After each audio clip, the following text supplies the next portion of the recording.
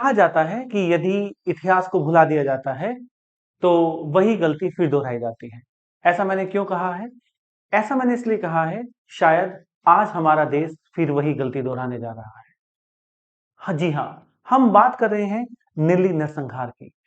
नीली नरसंहार सिर्फ आसाम का ही नहीं, कहिए कि ये भारत का भी एक काला दिन था। क्यों था ये काला दिन? क्या हुआ था उस दिन?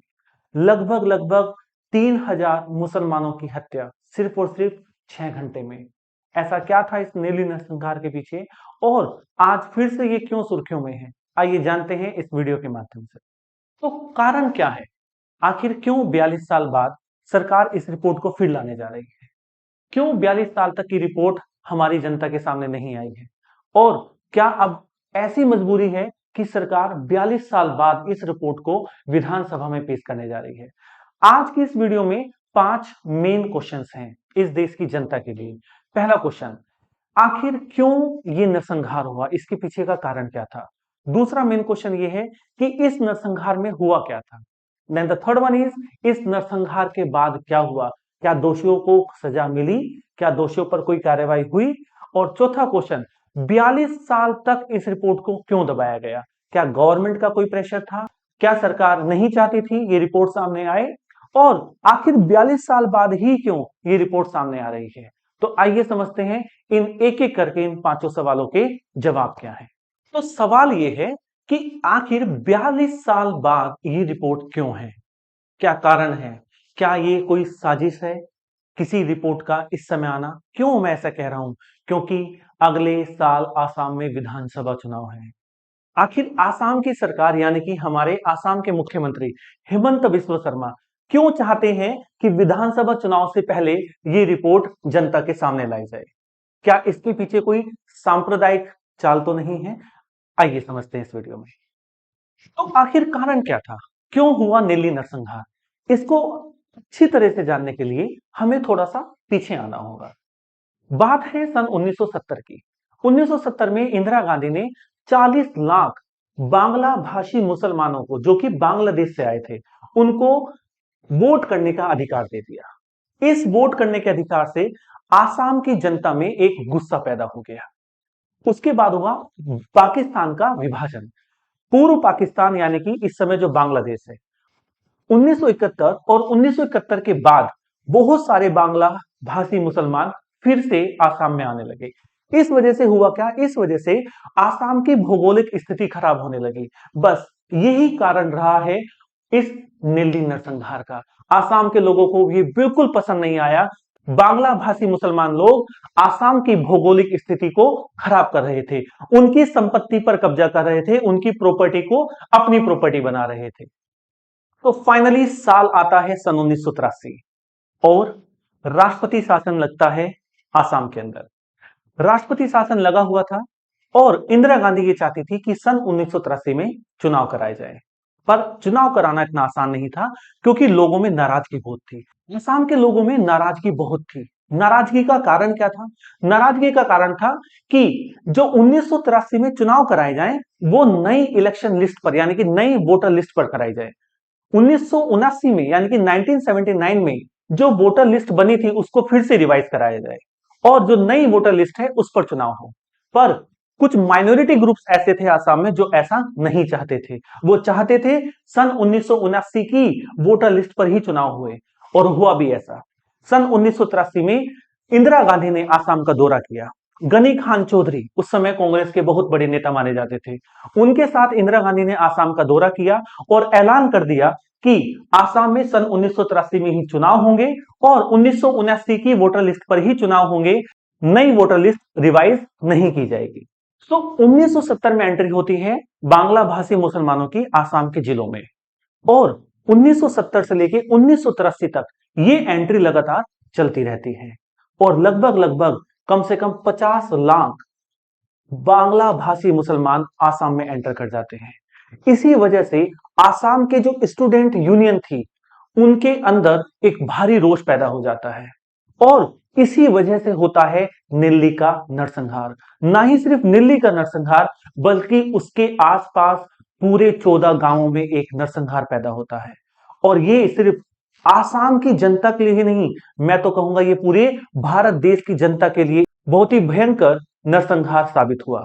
तो दिन था 18 फरवरी सन 1983 का दिन, और 4 दिन पहले ही चुनाव हुए थे। चुनाव का रिजल्ट आना बाकी था। हुआ क्या कि नेल्ली और नेल्ली के आसपास के 14 गांवों में सुबह सुबह 8 बजे दंगे भड़कना शुरू हो गए थे, क्योंकि नेल्ली और नेल्ली के आसपास जितने भी गांव थे सब नदी किनारे, सब नदी किनारे बसे हुए थे, और इसी का फायदा दंगाइयों ने उठाया। आखिर इतना बड़ा दंगा क्यों भड़क गया? इसमें हम मेनली दो स्टूडेंट यूनियन की बात करेंगे।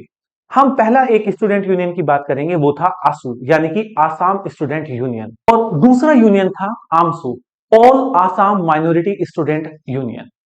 इसमें से जो आसू था, आसाम स्टूडेंट यूनियन, वो चाहता था कि सन 1983 में चुनाव ना हो, बल्कि जो आमसू था यानी कि all Assam minority student union, वो चाहता था कि सन 1983 में चुनाव हो, वो चुनाव के पक्ष में था। और कहीं ना कहीं यही कारण बन गया इस पूरे नेल्ली नरसंहार का। जी हां, लगभग लगभग 3000 मौतें हुई सरकारी आंकड़ों के अनुसार, पर कुछ अखबार और कुछ न्यूज रिपोर्टर ये बताते हैं कि लगभग कम से कम 4 से 6 हजार मौतें हुई उस नरसंहार में। 6 घंटे के अंदर, सिर्फ और सिर्फ 6 घंटे के अंदर 4 से 6 हजार मौतें, और लाश पता नहीं। उसके बाद इंदिरा गांधी का दौरा होता है अगले 4 दिनों के बाद। लाशें कहां गई, किसी को नहीं पता, कोई लाश नहीं मिलती है। किसी के खिलाफ कोई रिपोर्ट दर्ज तो हुई, पर उसको अरेस्ट नहीं किया गया। 650 एफआईआर, कम से कम 650 एफआईआर दर्ज हुई, पर सजा मिली किसी को नहीं मिली। क्या दोषियों पर कार्रवाई हुई, किसी पर नहीं हुई। तो इस तरह नेल्ली नरसंहार धीरे धीरे धीरे धीरे आसाम को पूरे अपनी चपेट में लेता चला गया। तो 18 फरवरी सन 1983 का वो दिन, जिस दिन 3 नारों से आसाम के नेल्ली और नेल्ली के लगभग आसपास के 14 गांवों की धरती कांप उठी। वो नारे थे जया ए अहोम, वो नारा था लॉन्ग लिव मदर आसाम, वो नारा था डेथ टू द म्यास। और इन नारों से लगभग लगभग हर व्यक्ति उस गांव का कांप उठा था। पर बात यह आती है कि आखिर हुआ क्या? इतना कत्लेआम, इतना नरसंहार, इसका हुआ क्या? क्या कोई केस दर्ज हुआ? क्या कोई एफआईआर दर्ज हुई? क्या किसी को सजा मिली? क्या किसी पर कोई कार्रवाई हुई? और कार्रवाई हुई तो क्या हुई? और अगर कार्रवाई नहीं हुई तो क्यों नहीं हुई? आखिर क्या कारण था? क्या कारण था कि लगभग 6 घंटे के अंदर इतना बड़े कत्लेआम हो गया और सरकार चुपचाप देखती रही? लगभग लगभग 650 के आसपास एफआईआर दर्ज हुई, सजा कितने को मिली? 0। दिस इज अ नेल्ली नरसंहार। 42 साल बाद ये रिपोर्ट क्यों नहीं आ पाई? क्या सरकार दबाव में थी? दबाव में क्यों थी? कहा जाता है कि इस रिपोर्ट में सरकार के नेताओं के नाम शामिल थे। आखिर ये रिपोर्ट किसने बनाई थी? तो जब ये नरसंहार हुआ और सरकार पर दबाव बढ़ा, 21 फरवरी को जब इंदिरा गांधी आसाम पहुंची उस नेल्ली गांव में और आसपास के गांव में, कहा जाता है किसी भी गांव में एक शव भी नहीं था। सभी शव नदी में बहा दिए गए थे, क्योंकि सभी गांव नदी के किनारे बसे हुए थे। और जब इंदिरा गांधी पर प्रेशर हुआ, केंद्र सरकार ने क्या किया? तिवारी जी, जो रिटायर्ड ऑफिसर थे, त्रिभुवन प्रसाद तिवारी, इनकी अध्यक्षता में एक कमीशन का गठन किया गया, और इन्होंने जुलाई सन 1983 में इस कमीशन की रिपोर्ट सरकार को सौंप दी। नियम ये कहता है कि 6 महीने के अंदर अंदर ये रिपोर्ट आपको विधानसभा में पेश करनी थी, मगर ऐसा नहीं हुआ। क्यों? क्योंकि सरकार दबाव में थी। इस बात से इनकार नहीं किया जा सकता कि सरकार ने जानबूझकर ये रिपोर्ट विधानसभा में नहीं पेश होने दी। पर अब ऐसा क्यों होने जा रहा है? क्यों इस महीने आसाम की सरकार इस रिपोर्ट को विधानसभा में पेश करने जा रही है?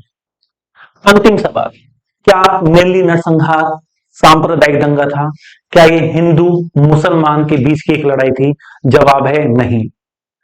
पत्रकार ये कहते हैं कि नेल्ली नरसंहार सांप्रदायिक दंगा नहीं था, ये दंगा था जमीन, भाषा और जातीय दंगा। ये सांप्रदायिक दंगा नहीं कहा जा सकता। क्यों? आसाम के लोगों को लग रहा था कि बाहर से आए हुए लोग उनकी जमीन पर कब्जा कर रहे हैं। इसलिए ये दंगा सांप्रदायिक दंगा से कहीं ज्यादा आप कहिए ये दंगा जमीनी था, जातीय था और भाषीय था। पर आज के समय में क्यों आसाम की सरकार इस कोड को लाने जा रही है? कहा जा रहा है कि अगले साल चुनाव है, आसाम में विधानसभा के चुनाव होने हैं मार्च और अप्रैल के महीने में। उससे पहले आसाम की सरकार इस रिपोर्ट को लाकर कहीं ना कहीं इस दंगे को सांप्रदायिक रंग या सांप्रदायिक रूप देना चाहती है।